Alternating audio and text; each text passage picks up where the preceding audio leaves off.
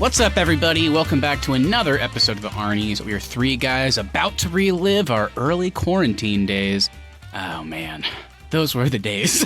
I'm Matt Johnson, and if I was in a horror movie, I would close and lock all the doors because I'm not a fucking idiot. I'm Keith Baker, and I'm triple masked and ready to talk.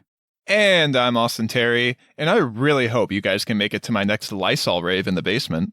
Of course, on today's show, we're discussing the new slasher fic on Peacock from Kevin Williamson with Sick. We had an open week. We talked about doing some things here and there. We were like, are we going to do it, guys? Are we going to see Megan?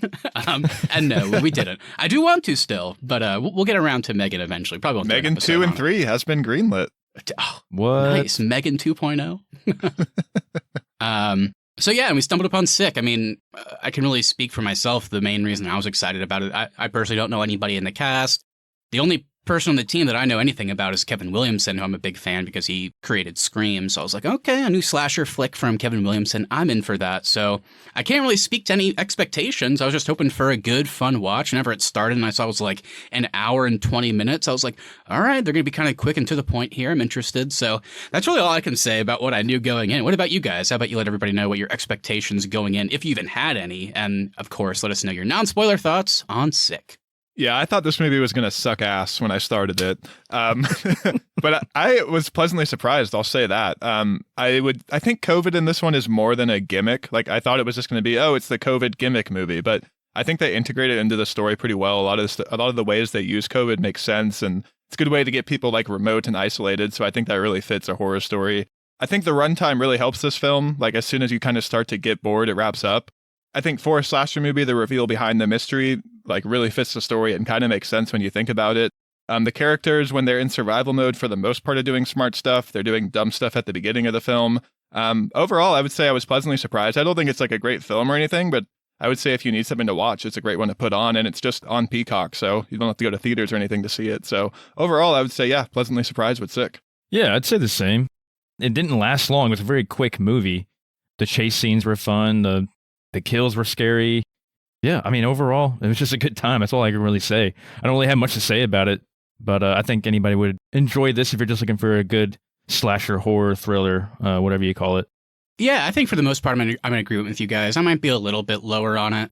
I just thought it was fine. I thought it was a good watch, relatively harmless, I think, kind of like you guys both said, especially since it's on Peacock. If you just check it out, I think it's going to be hard not to enjoy. It's a super quick watch. I thought the characters were, compelling enough for this kind of movie. I think more often than not, when it comes to slashers in particularly, we don't really get to know them too well. But it was nice to have a smaller cast because a lot of slashers have really big casts. And I think the only reason they do that is so that they can have a lot of kills. But then when you have big casts in slashers, the trade-off is we don't get to know anything about them. They're usually just stereotypes. So I did appreciate the smaller cast and we got to spend a bit more time with them in this one. That was nice.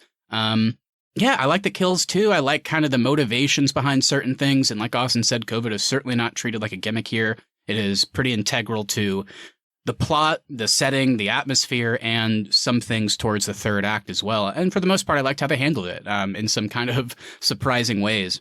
And despite all the positives there, I don't really know why I didn't get into like the really, really, really good territory for me. I just thought it was good, and I thought it was a good watch. I would definitely recommend it, but I don't know. There's not a whole lot to say here, but I did enjoy my time with it. Wish I could have liked it even more, but, maybe that was just my expectations going in. I don't know. The thing for me where I can't say, it's really great, is just because nothing in the movie scared me. I thought it flowed well, but nothing really got me on edge or made me nervous. So, there's some creative kills and stuff, which is fun to see, but to be in that slasher genre, the great ones, I think, get to scary points, and this one just never really got scary for me. I'll say the scariest thing about this film is, we did our 2023 look ahead a few weeks ago, and looking at that month of October, this might be the best scary movie to come out this year. Oof. Well, let's hope we get some surprises. Yeah, not that this is a bad movie by any means, but I definitely want, something a little bit more from a traditional, maybe horror movie, particularly when it comes to the month of October. But yeah, right now it's not looking good. So we'll see how it goes. But yeah, with that, unless you guys have anything else to say, it sounds like we would all recommend it. I might be the lowest on it, but I still think it's definitely worth watching and checking out. So go check it out on Peacock if you haven't, because now we're going to go ahead and get into spoilers. There's some fun things to talk about here. I'm very curious on your guys' thoughts on the ending in particular, so that'll be fun to get to. But obviously, if you haven't seen it, We don't want to spoil you, so go watch the movie and then come on back for our spoiler talk. We'll be waiting for you. Yeah, you may have to dust off your Peacock app like I did. I had to sign back in, re-download it to my TV. Man, I forgot that thing even existed.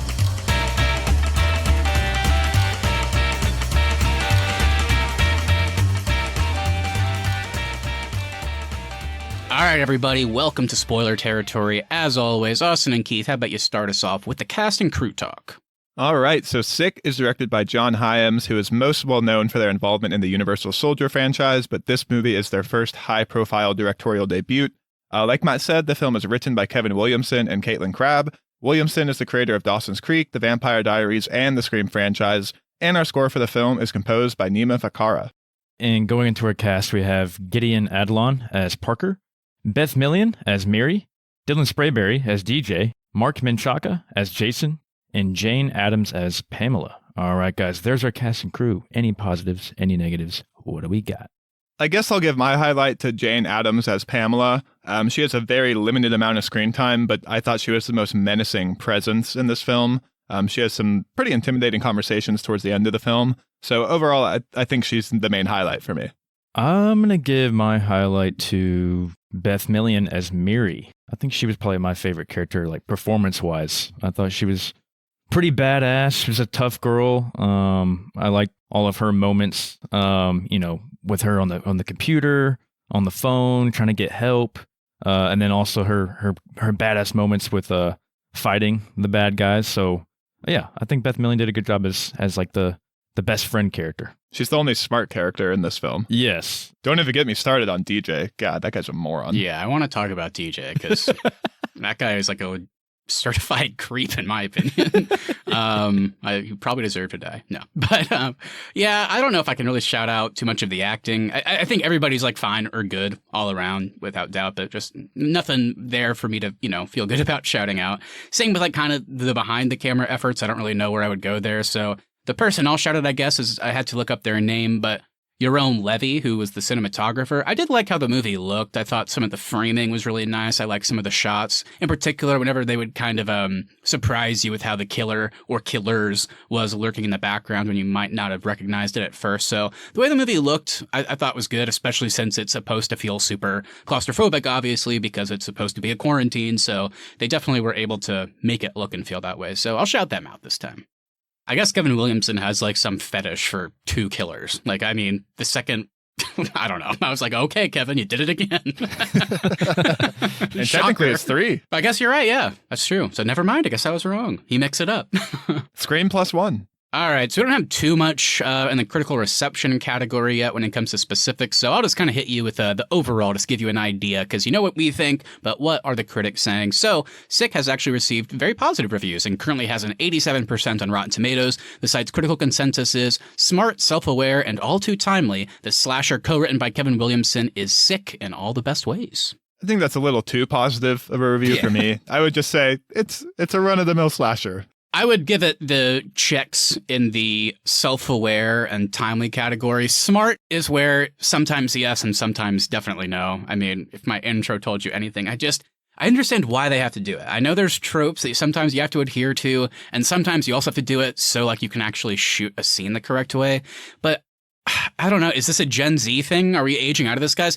Why are they leaving doors open? Why the doors that are closed, why are they not locked? Like, you're in the middle of fucking nowhere. Why are you not, like, locking doors and closing them? Especially why are you leaving the front door open at 2 in the morning? I don't know. Yeah. I don't know. It's not going to slow you down if you're grabbing your bag to get back in the house to have to open the door. No. All right, guys. Well, with that, I think it's time to go a little bit deeper. So let's go ahead and get into our roundtable discussion here. This is, of course, the main part of our show where each of us brings a point or two that we want to kind of focus in on and talk about in more depth. So let's break it all down. Who wants to start us off today? Yeah, we've hit on this a bit, but let's get into the big, I guess, selling point for this film, which is a horror movie set during COVID. So I think my main question here is, if we didn't have COVID in this film, would the plot still make sense? Like, is this film heavily reliant on COVID, and did you overall like the way it was used? I think it could have survived without the COVID aspect, but the fact that COVID was in it made it more interesting. And it gave them a reason why they were going to this house alone, to like kind of hide out on college break and all that. Yeah, there's a way they could have done it, but at that point, I just don't know if I could recommend it to anybody. Like, it's hard to imagine this movie without that, because then it feels like it would just be like a really, really basic and bare bones slasher. Not that that's a bad thing. I guess like they could have gone to this house because they wanted to get away from DJ and maybe her friends just like accompanying her. I don't know what the killer's motivations would be, maybe just they're killers or whatever. But yeah, I think overall I appreciated the COVID usage because it made everything make sense to a relatively smart degree. Again, I think there's some things that, left room to be desired, but I still thought overall it was good, mostly for just the purposes of the atmosphere and also how certain characters react. Like I said, it is a very small cast, but it was definitely a really scary scene whenever she is able to paddle across the river and get to technically her neighbor, even though they're really far away. They finally get there, and just the way this neighbor is acting with not only a gun to their face, but it does feel like part of it's also I don't want to see anybody. This is a pandemic, right? And then obviously it's kind of I thought the scene with Pamela when we first meet her was hilarious, where she's like, "Put on your mask." I thought that was so funny. It did lose kind of its luster because then it turns out she was in on it, so it wasn't just somebody really scared of the pandemic or anything. But it still worked. I think where the movie really shone was kind of the smaller things. I really liked them playing a drinking game with Dr. Fauci talking on TV, and they were taking drinks with certain things. That was kind of funny. I also liked how they played with, this is April 2020. So there's a scene where Miri is talking, with Parker, and Parker she's kind of laissez-faire a little bit with the pandemic. And I think it's supposed to be because she's in college in its early days. And they're still treating it oh, this is only older people get this. And Miri's well, that's not true. We're seeing younger people starting to get it. So I was okay, that's good, building. And then the last thing I'll say is I liked how they talked about having the COVID symptoms and also being asymptomatic. Obviously, Parker being asymptomatic plays a pretty huge role in the reveal in the third act. And I was oh, that's kind of a fun little twist on it. Yeah, she has COVID, but this all started because she didn't know she had it because she was completely asymptomatic. So I was okay, that's kind of a fun little writing thing to throw in there. So some of those smaller things to have to do with COVID and things that we all really went through, I thought were nice touches. Yeah, I think it made the movie feel more real too, and I definitely agree that the atmosphere was really held by the COVID setting. Originally, I was worried they were just going to use COVID to get them to be remote, and then it really wasn't going to be addressed anymore. But the fact that the big reveal with the killers is tied back to COVID and it plays a really big part in their motivation, I thought was really important. I think the only thing, and I realize this is such a small, nitpicky thing, the only thing that took me out of the film with COVID was they do say many times this is April 2020, and then at the end, Pam uses a self-home testing kit. And we didn't have those in April 2020 in the timeline of COVID. Those didn't come out till late summer. So that took me out of it a bit. I know that's so small, but in the final conclusions, I was wait, that's not accurate. So that was the only thing that kind of took me out with COVID. I didn't even think about this while watching the movie, but now I'm confused. Maybe you guys caught it. But so the guy in the opening of the movie is the guy that, supposedly gave Parker COVID. And then she gave it to the son of the killers. But how long ago was that party where she gave it to the son? Because then at the end, they're testing her and the son's already dead. Are they trying to imply that she has COVID again? Or are they just testing her, not thinking about that, just testing her because they're so serious about it? They're well, we know she had it, but we're just going to test her anyway. I don't know. Yeah, I think they do say it's right after spring break. So, and spring break is usually late March, early April. So maybe it was just a few weeks ago. But I bet they also were not expecting us to analyze the timeline that closely. Yeah. True. I guess this might be a decent transition. I don't want to get into structure, the end or anything before we talk more about the characters themselves. Obviously, we talked about the actors and actresses, but did you guys like the characters? I thought that would be, an important thing to bring up. I was kind of, I don't know. I guess overall I did. I liked Miri a lot. I think, Keith, you echoed those same sentiments. Parker, I was kind of really back and forth on, but then by the end, whenever she becomes our scream queen, so to speak, and she's the one kind of doing all the kills, and it's hard not to come around to a character like that. I despise DJ. Maybe I was supposed to. I don't know. But what did you guys think of the characters? I want to talk about them. I totally agree with you. DJ's a creep. You don't just show up to a girl's house in the middle of nowhere. Instagram. As she tells you, one, you're not invited, and two, she's made it pretty clear she doesn't want to be around you. So you don't drive out to her house and also just walk in. Don't even knock. Just walk into the house in the middle of the night. So yeah, DJ, you're a creep. Miri, I liked her a lot. And I'm with you, Matt. I didn't like Parker at the beginning. But where she kind of redeemed herself for me is when she is kind of fully taken hostage by Pamela, and she's saying, like, let Miri go, all this stuff. Like, she is actually trying to sacrifice herself for her friend. So that's where Parker won me over. DJ. What a character. DJ, yeah, the fact that he drove out to that house, like, not just her regular house, her dad's, like, hunting cabin or whatever out in the middle of nowhere. He's never been to before. They established that. Yeah, so, like, and then he's just walking around in the background of the house on his phone as if it's normal to be there, as if he's always gone there throughout their entire relationship. And he's just walking, he's like, oh, hey. She's like, oh, my God, what are you doing? He's like, oh, well, I thought I'd hang out with you.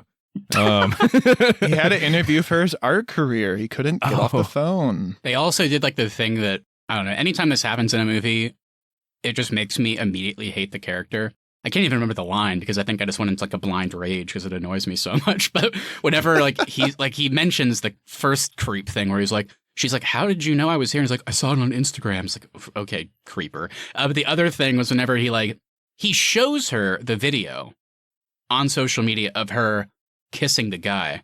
And he's like, what's that about? Are you guys serious? It's like, oh my God. Who are you? See, I was actually expecting that fight to get really cringy.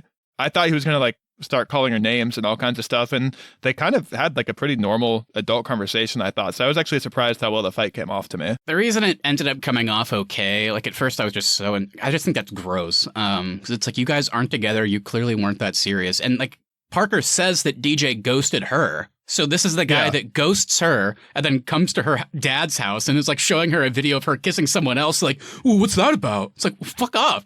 But I do agree with you. It ended up coming around. But the reason it came around is because they had to create this stupid writing device that maybe not like Parker, where I think Parker admits to Miri that like she did that on purpose and put it on social media to make DJ mad. And I was like, because he ghosted her. So she was like, trying to make him jealous. Kind of gross. I don't know. Well, she succeeded. Yeah, I guess clearly that's why. I guess they're in college, so it's you kind of have to not give it a pass. I'm not giving creepy behavior a pass, but they're dumb kids. So like DJ just didn't redeem himself at all for me. But like the Parker thing, I guess she did. I just thought it was kind of weird. Like, oh, I just wanted to make him jealous, but whatever. Some of the characters I like, some I didn't. If you're not invited to someone's house, do not drive out there and just walk into it in the middle of the night. That's not okay behavior, no matter who you are. Bad idea, DJ. Through the back door and then not say anything when you walk in. Sorry, I was on the phone. I had to borrow my friend's truck. My transmission's leaking.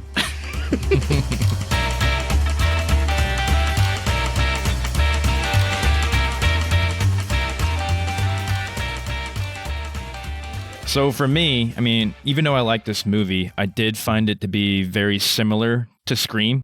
Was that okay for you guys that it was kind of structured in the same way as like a normal Scream movie or even any other slasher movie where you have like the first like kill of a character we don't know and we'll never know again, and then it cuts to the main characters now we're in the main story? Yeah, I thought the structure was fine. It definitely follows all the tropes of slasher movies. It's funny, I was actually thinking while watching this would have been a great Scream sequel. You could very easily do Ghostface set during COVID. I think that could have been really fun. Where Scream tends to lose me is like the characters get too goofy and too cheesy, so I'm glad we didn't go that far. But overall, I would say, yeah, it's good, and I really do think this could have fit in well with the Scream franchise. Yeah, it definitely stood out to me. Like, it was definitely apparent that it was following, the Scream structure. But again, the Scream structure is just supposed to be a parody and kind of a commentary on typical, like, horror and slasher structures. So it didn't bother me that it was, obviously similar, regardless of whether Kevin Williamson was working on it or not. I thought the structure worked for the most part. And I liked that it was simple. I don't think we needed to add too many bells and whistles. Obviously, with COVID and everything going on there, I think that kind of did enough, in my opinion. So that combined with some characters that, obviously we just talked about, some you can kind of get behind, some you can't. But even the ones like Parker, you're not fully behind at the beginning. You kind of come around to. So I think that combined with the way the movie was structured worked for me. I even though I joked about like, oh, Kevin Williamson's doing multiple killers again, I do still think the reveals and like the timing and like the certain placements of things really worked. Like I really liked whenever we did get full confirmation of the second killer, it comes immediately after essentially of her. You have like Parker having this brutal beatdown of one of the killers, and then at that point you're not 100% sure if there's more. But like the second she finishes, she like looks up and the killer walks, like a guy that looks the exact same, walks through the door. It's like, oh shit. So like the way they kind of placed those like little reveal moments throughout, I thought worked really well structure wise. I thought the pacing was pretty perfect too. There's not a lot of downtime in this movie. You are very quickly into the slasher elements that you came for, and then you're very quickly at credits. So I think the movie is paced pretty perfectly. Let's jump into the action of this movie, like the chase scenes, the fight scenes, the kills in themselves. So what did you guys think about all that?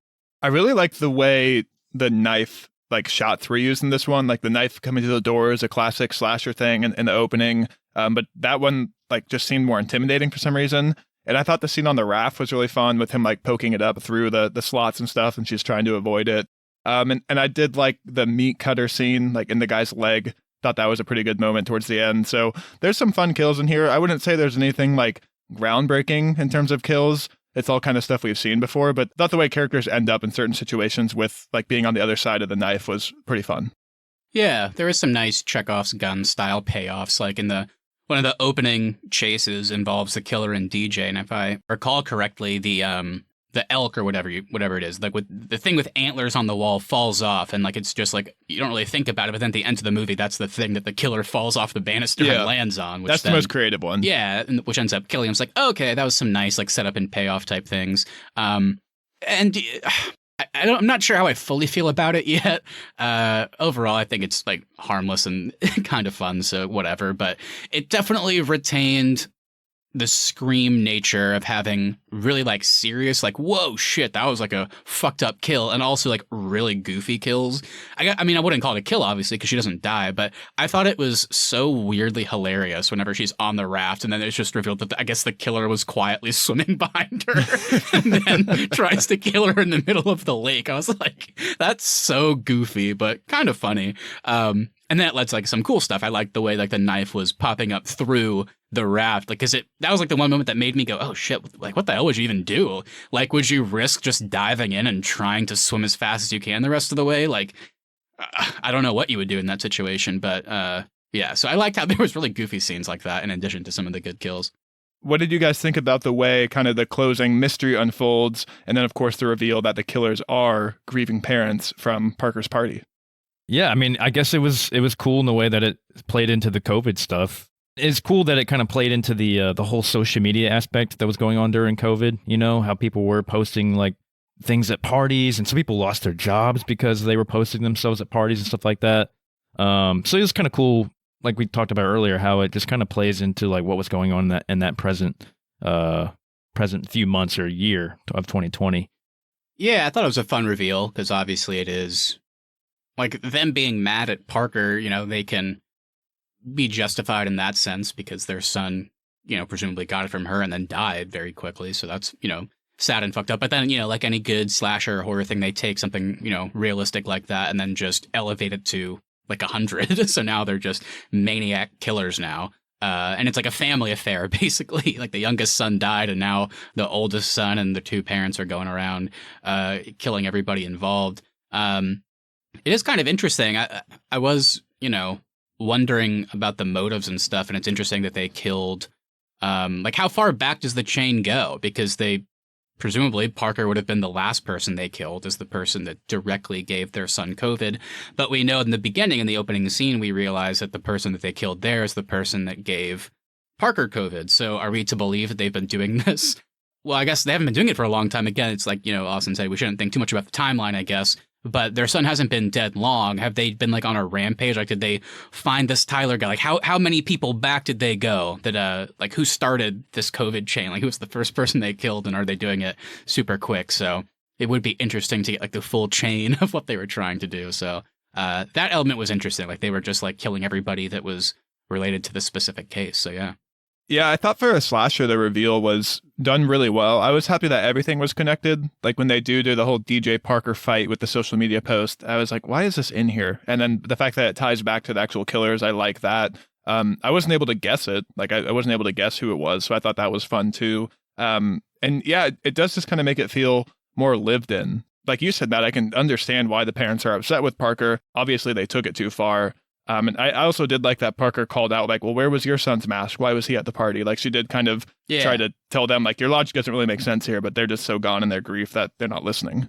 And then I think just like we already kind of called it out, the way that the third act resolves from there was nice. Like you said, I like that it felt different from screen, that the reveal of the killers isn't necessarily a mystery. It's not like they're going to pull off their masks and we're going to recognize who it is. It's just like, there's no way you could have guessed. I guess you could have guessed that it had something to do with COVID because the whole movie's about that. And obviously that was the case. But yeah, I didn't realize that it was going to tie back to like, you know, DJ's the jealousy, you know, the guy on social media that Parker was kissing or whatever. I was like, oh, okay.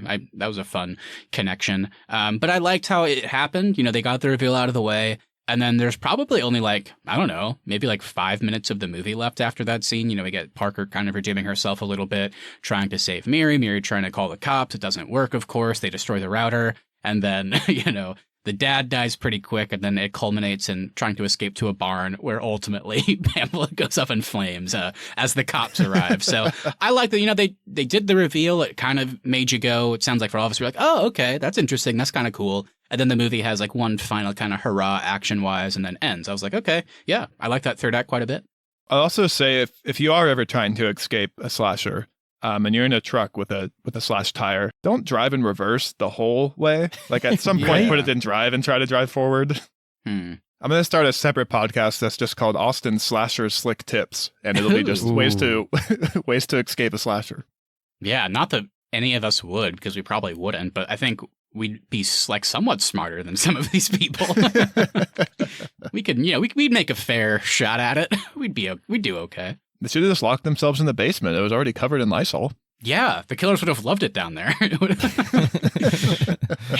Why didn't they go back to the basement? Not that they should stay in the house, but never went back there. All right, let's go ahead and get to our Arnies Podcast Awards. This is the part of our show where we can take something. It can be positive, it can be negative. It's just something from the film or whatever we're talking about that deserves a specific call out. So guys, what are you thinking today? What's your award going to? Yeah, I'm going to give the COVID Safe Award to Pamela because she was making me laugh so much in this third act. She was telling her husband to pull up his mask while he was talking to Parker. And the line that just had me bust out laughing was when Parker says, "What about Miri? DJ? What did they do?" And Pamela goes, "Well, per CDC guidelines, you're supposed to self-isolate by yourself." It's like, yeah. Collateral damage. That was good. I'm going to give my award. It's a special one, and it's an important one that we should recognize more often than not. It's the Saved from a Life of Crime Award, and that goes to DJ. I'm glad he died, because had he not, he would have been like a convicted stalker or something. So honestly, his death was timely for him because he would have spent the rest of his life in prison, probably. The amount of effort he put in to get out to that house. He tracked her on Instagram, found the address, put it in his maps, borrowed his stole friend's his car. buddy's truck. Yeah. Like, Jesus. You know what? I'm going to give the best first aid award to Miri. She made a really cool splint for her leg out of those the stool legs. And I was like, I'm impressed by that. Like, good for you, Miri. I was too. Yeah. Best first aid award goes to you. Well, with that, everybody, thank you all so much for listening. If you enjoyed this episode, make sure you hit that follow button so you never miss our upcoming content. Please leave us reviews as well. Even if you want to write anything, leaving us a 5-star review over on Apple Podcasts, Spotify, or wherever you get your podcasts truly does help us out. At the Arnies is our social, and the Arnies.media is the website. We'll be back next Tuesday for, I believe, a rundown of the premiere of Shrinking, the new Apple TV Plus show from some of the Ted Lasso team, Bill Lawrence and Brett Goldstein, this time alongside Jason Segel. I'm really excited for this one, especially after checking out the official trailer. Looks like it will hit those Ted Lasso funny, emotional, and heartwarming moments. And come on, that plus Jason Segel and Harrison Ford sounds like a winning combo to me. Are you guys excited? I'm pumped. That trailer was great. And Harrison Ford and Jason Segel look like they're going to have really funny banter back and forth. Yeah, I didn't watch the trailer yet. I'm going to watch it once we get off. But if it's got Harrison Ford and Jason Segel, I'm sure it's going to be good. And especially if it's from the same team as Ted Lasso. And last week, Matt and I put out our thoughts on the premiere of The Last of Us, of course, based on the critically acclaimed gaming series of the same name. The premiere was great. Matt and I had some fun theories talking about the future of the season, and we'll be back in a few weeks to talk about the finale. And lastly, we want to hear from you. Please send us a message on Instagram at The Arnies or email us thearniesmedia@gmail.com. What did you think of Sick?